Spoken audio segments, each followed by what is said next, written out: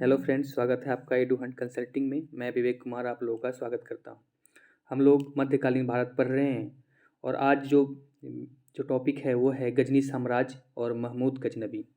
तो हमने जो पिछले वीडियो में पढ़ा कि भारत पे अरबों का आक्रमण कब हुआ, कैसे हुआ और किसने किया और उनके परिणाम क्या क्या रहे। और एक जो मेन पॉइंट था वो था इस्लाम धर्म का उदय। इस्लाम धर्म का उदय कब होता है, उसके संस्थापक कौन थे और उनको ज्ञान की प्राप्ति कब हुई, जो संस्थापक थे उनके। तो आज हम पढ़ेंगे गजनी साम्राज्य और यामनी वंश और उसके जो शासक थे और एक महान आक्रमणकारी जो भारत पे आक्रमण किए, उनका नाम था महमूद गजनबी। उनके बारे में भी पढ़ेंगे।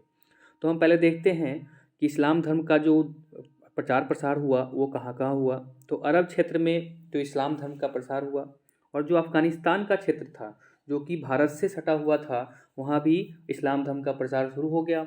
उसके बाद तब ईरान क्षेत्र में भी इस्लाम धर्म का प्रसार शुरू हुआ और वहाँ पे यामनी वंश एक सामने आया। यामनी वंश, उसको हम गजनी साम्राज्य भी कहते हैं। तो यामनी वंश के जो शासक थे वो थे पहले अब्दुल मलिक।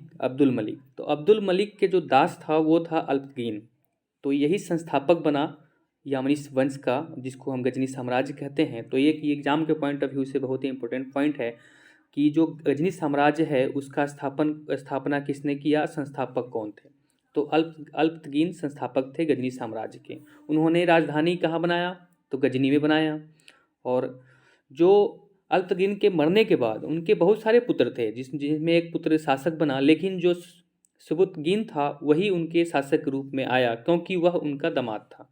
तो सुबुतगीन जो था वो अल्पगीन का दास भी था और दामाद भी था, जो कि 977 ईस्वी में गजनी का शासक बना। तो एक एग्जाम में क्वेश्चंस आ भी सकते हैं कि जो सुबुतगीन था वो कौन था।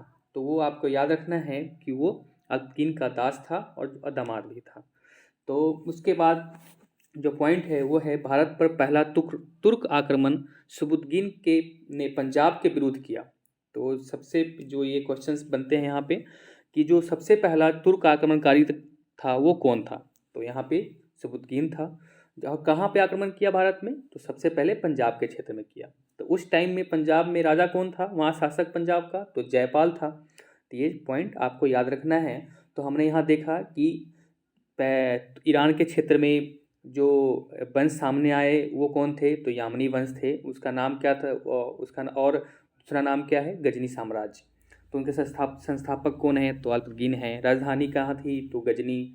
सुबुतगीन कौन था, तो अल्पगीन का दास था और दामाद भी था, जो 977 ईस्वी में गजनी का शासक बना। उसके बाद है कि भारत पे पहला तुर्क आक्रमण कब हुआ और कौन किया, तो सुबुतगीन ने किया। कहाँ किया, तो पंजाब के में किया। और उसके साथ कौन थे पंजाब के उस टाइम में, तो जयपाल था। ठीक है, तो हम देखेंगे। उसके बाद जो सुबुतगीन के दो पुत्र थे, इस्माइल और गजनबी। तो मरने के बाद जब सुबुतगीन की मृत्यु हुई, उस समय इस्माइल को शासक बना दिया गया। लेकिन इस्माइल को जो गजनबी थे वो इस्माइल को बंदी बना लिया और खुद शासक बन गया। तो अब हम देखेंगे कि आगे मोहम्मद गजनबी के बारे में पढ़ेंगे। ठीक है, कि महमूद गजनबी कौन था और कब से कब तक शासक रहा। अब हम देखते हैं कि महमूद गजनबी जो है वो कब से कब तक शासन में रहे। तो 1998 से लेके 1030 तक उन्होंने शासन किया। तो जो महमूद गजनबी है वो सुबुतगीन के पुत्र थे, लेकिन पिता के मृत्यु के बाद गजनी का शासक इस्माइल बनता है। और लेकिन इस्माइल को उन्होंने हटा दिया और बंदी बना लिया। उसके बाद खुद वो शासन बन जाते हैं। लेकिन जो पिता का टाइम था, जब सुबुतगीन जब जिंदा था, उस टाइम में वह खुरासान का शासक था। तो खुरासान एक जगह था ईरान में जहाँ का वो तुर्क में, वहाँ का वो शासक था। तो उन्होंने जब बंदी बना लिया इस्माइल को, तो उसके बाद वो खलीफा से मिले। जो कि खलीफा जो एक शब्द है, जो कि धार्मिक गुरु होते हैं, वो इस्लाम में इस्लाम समाज के, मुस्लिम समाज के धार्मिक गुरु होते हैं। और जो भी शासक वहाँ शासन करता है वो पहले खलीफा से मिलता है और उनसे आज्ञा लेता है। तो वो खलीफा से मिले। जो खलीफा थे वो अलकादिर बिल्लाह थे। उनसे उन्होंने मुलाकात की और तब खलीफा ने उन्हें दो उपाधि दी। तो एक उपाधि है यामीन उद दौला। यामीन उद दौला का मतलब होता है साम्राज्य का दाहिना हाथ। तो साम्राज्य का दाहिना हाथ है यामीन उद दौला। और दूसरा जो पॉइंट है वो है यामीन उल मिल्लाह, तो मुस्लिमों का संरक्षण।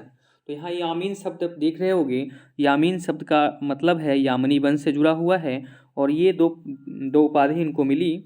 और एक तीसरी उपाधि मिली जो सुल्तान की उपाधि है, और जो कहा जाता है कि सबसे पहला जो मुस्लिम शासक था जिसको सुल्तान की उपाधि मिली वो था महमूद गजनबी।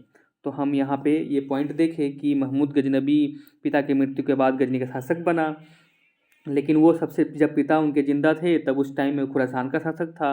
वो खलीफा अलकादिर विलास से मिला और उससे दो उपाधि उन्होंने खलीफा ने उनको दी। तो ये उपाधि जो है, पहला यामीन उद दौला है जो साम्राज्य का दाहिना हाथ होता है, और यामीन उल मिला है जो मुस्लिमों का संरक्षक होता है। लेकिन तीसरा जो उपाधि मिला वो है सुल्तान का, जो कि सबसे पहला मुस्लिम शासक था जिसको सुल्तान का उपाधि मिलता है। तो आगे हम देखेंगे कि और भी पॉइंट्स हैं उनको हम डिस्कस करते हैं। तो हम अब आगे का पॉइंट देखते हैं जो है गजनबी प्रथम शासक था जिसे सुल्तान की उपाधि धारण की। तो ये हम पहले भी देख रखे हैं कि जो खलीफा थे उन्होंने इनको सुल्तान की उपाधि दी थी, और ये पहला शासक था जिसने सुल्तान की उपाधि धारण की। और दूसरा पॉइंट है वो है सर हेनरी इलियट जो एक इतिहासकार थे। उनके अनुसार गजनबी ने भारत पर 17 बार आक्रमण किया। तो जो क्वेश्चंस आएंगे वो ये आएंगे कि सबसे पहला क्वेश्चन ये बन सकता है कि महमूद गजनबी ने भारत पर कितनी बार आक्रमण किया। तो ये क्वेश्चंस बन सकते हैं। उसके बाद बन सकते हैं कि वह कौन सी इतिहासकार है जिन्होंने महमूद गजनबी के आक्रमण का ठोस प्रमाण दिया है। तो ये सर हेनरी इलियट आपको याद रखना है। तो जो उद्देश्य था वो महमूद गजनबी का वो क्या था, तो हम उसके बारे में चर्चा करेंगे कि उद्देश्य क्या था। तो उद्देश्य था धन को लूटना, जो धन था इंडिया का, जो भारत का धन था, संपत्ति था, उसको लूटना। मध्य एशिया में शासन को मजबूत बनाना, जो मध्य एशिया का क्षेत्र था वहाँ वो शासन को मजबूत बनाना चाहता था, इसलिए उन्होंने भारत पे आक्रमण किया था। और साम्राज्य का विस्तार करना उनका उद्देश्य नहीं था। ये पॉइंट सबसे इम्पोर्टेंट है। आपको ये याद रखना है कि वो अपनी साम्राज्य का विस्तार नहीं करना चाहता था और इसलिए वो आक्रमण नहीं किया था। तो ये सबसे इम्पोर्टेंट पॉइंट है कि साम्राज्य विस्तार के लिए उसने आक्रमण नहीं किया था। तो आगे हम देखेंगे कि उनके प्रमुख आक्रमण कौन कौन से थे भारत में। तो आक्रमण का दौर कब से कब तक चला, तो आक्रमण का दौर चला 1000 से 1027 ईस्वी तक। तो ये हम देखेंगे कि इसमें कौन कौन से मुख्य आक्रमण थे, तो उस पर हम चर्चा करेंगे। आइए हम देखते हैं कि मुख्य आक्रमण कौन कौन से थे। तो पहला जो आक्रमण हुआ वो हुआ 1000 ईस्वी में। तो कहाँ हुआ, पंजाब के हिंदू शाही शासक जयपाल के विरुद्ध हुआ। तो पंजाब के क्षेत्र में इन्होंने पहला आक्रमण किया। तो पंजाब के क्षेत्र में आक्रमण किया, तो जो 1000 ईस्वी में आक्रमण किया उस टाइम में इन्होंने जो सीमा क्षेत्र था वहीं पे युद्ध हुआ और वहाँ पे वो जीत नहीं पाया और लौट गया वापस। फिर उसने 1 साल बाद 1001 में ही फिर से दोबारा आक्रमण किया और जयपाल उसमें हार गया। और वो इसी हार की वजह से ये याद रखना कि जयपाल ने अपनी आत्महत्या कर ली। तो ये पॉइंट सबसे इम्पोर्टेंट है कि जयपाल ने कब आत्महत्या की और किस युद्ध के बाद, वो किससे लड़ने के बाद आत्महत्या किया। तो जयपाल जो ये शासक है यहाँ पे, वो इससे पहले जो हमने यहाँ देखा था कि सुबुतगीन जो था वो जयपाल के विरुद्ध ही युद्ध किया था। तो ये जयपाल याद रखिएगा आप। उसके बाद तब जो हमारा महमूद गजनवी हैं वो कब 2001 जयपाल के साथ ही जयपाल की आत्महत्या कर लिया। ये हम पॉइंट पढ़ लिया। उसके बाद जो छठा आक्रमण जो मेन इम्पोर्टेंट है वो है 1008 ईस्वी में किया। तो हिंदू शाही राजा आनंदपाल के भी साथ किया। तो हिंदू शाही जो राजा था वो आनंदपाल। तो जैसा हम देख रहे हैं कि महमूद गजनवी का जो उद्देश्य था वो था कि धन को लूटना, ना कि साम्राज्य विस्तार करना। तो एक आक्रमण करता था और फिर वापस धन लूट के चला जाता था। तो फिर उसने 1008 में आक्रमण किया और हिंदू शाही राजा आनंदपाल के साथ आक्रमण हुआ उसका और युद्ध हुआ। उसके बाद वो फिर धन लूट के चला गया। फिर उसने जो हमारा एक इम्पोर्टेंट है वो है 12वां आक्रमण। तो वो है 1018 से 19 के बीच में, जो मथुरा में और कनौज का राजा प्रतिहार वंश के जो राजा थे उनके साथ उनका युद्ध हुआ और उसके बाद वो फिर धन लूट के फिर चला गया वापस। उसके बाद तब दूसरा जो पॉइंट है वो है तेरहवा आक्रमण, जो है कि 1019 से 1020 के बीच में हुआ। और इस किसके बीच हुआ? चंदेल राजा विद्याधर, जो चंदेल राजा विद्याधर है उनके साथ हुआ। और ये इन्होंने एक सफल विरोध किया। ये कहा जाता है कि इन्होंने एक सफल विरोध किया महमूद गजनबी के विरुद्ध। और इसमें फिर ये वापस चले गए, अपना जो भी युद्ध के बाद धन वगैरह लूट के या कुछ भी, जो इनको साम्राज्य तो यहाँ स्थापित करना नहीं था, इसलिए ये वापस चले गए। तो फिर ये 16वां जो आक्रमण है वो है 1025 ईस्वी में, जो कि सबसे महत्वपूर्ण आक्रमण है, जो सोमनाथ मंदिर पे हुआ था। सोमनाथ मंदिर पे इसलिए हुआ था क्योंकि इनको मालूम चला था कि सोमनाथ मंदिर में बहुत सारे सोने चांदी हैं, तो ये सोना चांदी लूटने के लिए ही यहाँ आक्रमण किया था। जो कि वहाँ का जो शासक था वो था भीमदेव, और भीमदेव के साथ इसकी लड़ाई हुई थी।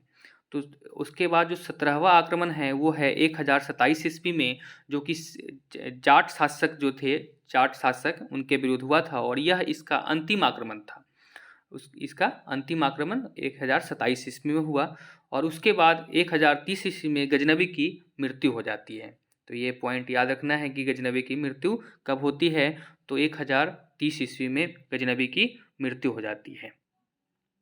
यहाँ जो एक इम्पोर्टेंट पॉइंट है वो है कि जब उसने आक्रमण किया 1008 ईस्वी में, तो जो आनंद पाल था उसको पराजित कर दिया। और उसके बाद उसने ना बस लूटने की जो उनकी आदत थी, जो हम धन लूट के ले जाए, वो आदत नहीं रही, और उसने मूर्ति भंजन का भी एक काम शुरू कर दिया। तो मूर्ति भंजन का काम शुरू किया मतलब जितने भी हिंदू मंदिरों में मूर्ति थे उसको वो तोड़ना चालू कर दिया। और एक ये इम्पोर्टेंट पॉइंट है।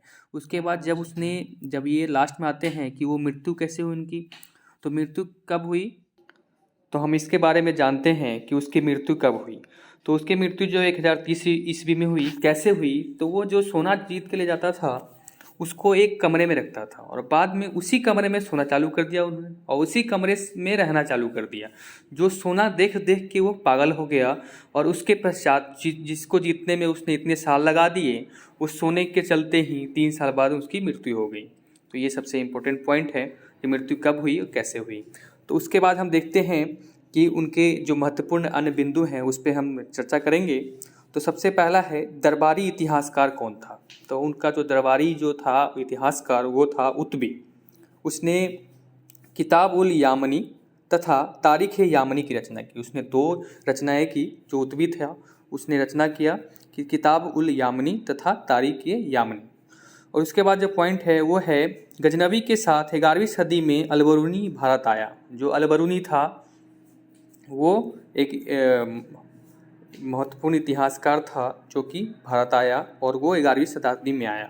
उसने किताब उल हिंद की रचना की, जिसमें तत्कालीन भारत की सामाजिक संस्कृति जानकारी मिलती है। जो उस समय का जो भारत था उसका सामाजिक संस्कृति जो था उसकी जानकारी उस रचना में मिलती है। तो वो था कौन, तो अलबरूनी। ये याद रखना है कि अलबरूनी ने भारत की सामाजिक संस्कृति का रचना किया, और उसको एक अच्छे ढंग से लिखा।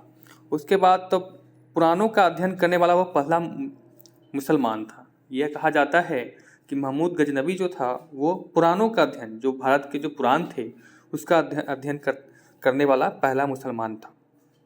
उसके बाद दूसरा पॉइंट है अरबी में लिखे तहकीक ए हिंद का अंग्रेजी अनुवाद सचाऊ तथा हिंदी में रजनीकांत शर्मा ने किया।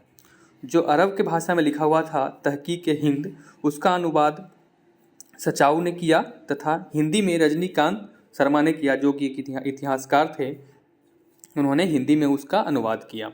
उसके बाद दूसरा पॉइंट है फिरदौसी, जो शाहनामा के लेखक है।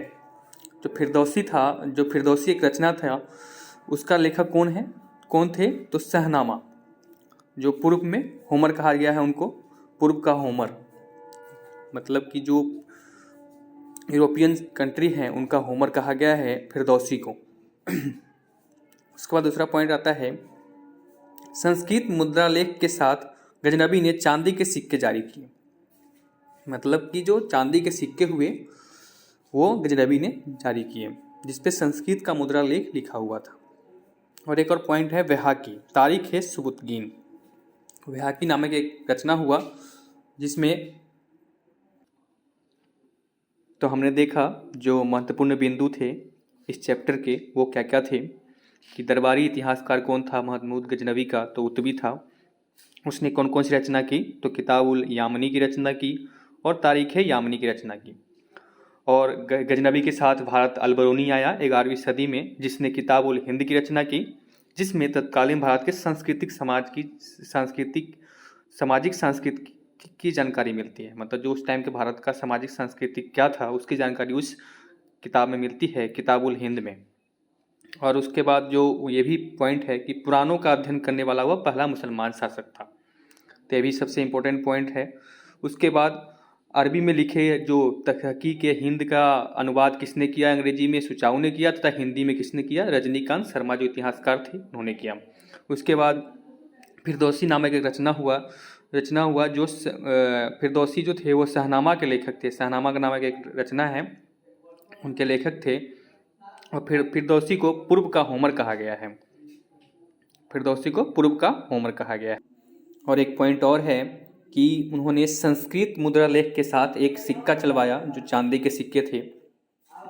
और एक वैहाकी नामक एक इतिहासकार ने तारीख सुबुतगीन का रचना किया, ये भी इम्पोर्टेंट पॉइंट है इसमें। तो हमने आज देखा कि कैसे गजनी साम्राज्य का स्थापना हुआ। गजनी साम्राज्य के संस्थापक कौन था, तो अल्पगीन था। उसकी राजधानी कहाँ थी, तो गजनी में थी। सुबुतगीन कौन था, सुबुतगीन जो था अल्पगीन का दास और दामाद था, जो 977 ईस्वी में गजनी साम्राज्य का शासक बना।